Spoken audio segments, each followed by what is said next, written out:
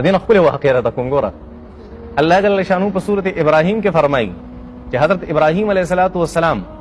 حضرت هاجر چې حضرت هاجره چې وته مونږ وایو حضرت هاجر هغه خپل بچی اسماعیل هغه واغستل ځان سره او یو کارډجن ازمکه ته بوتله او په کارډجن ازمکه کې پرې خو دا څه وکنه او بیا یو خبر ابراهیم علیه السلام کړي و ابراهیم علیه السلام او فرمایل چې را واپس شو رب انی اسکنت من ذریتی بواد غیر ذی زرع عند بیتک المحرم خدای استاد د محرم د پاک کور خواته مې خپل اولاد پرې خو هغه بے آب و گیا زیره او ستا ښکلی کور دی نو کور خو به هله جوړېږي چې اسماعیل علیه السلام غټ شي او بیا دواړه په شریکه پلار او زوی دا بیت الله جوړ کړي نو اوس ابراهیم علیه السلام ته څنګه پته وه چې دا مسجد حرام دی پوه شوې په دې باندې اسماعیل خو وړوکی دی که نه د مور په غېږه کې دی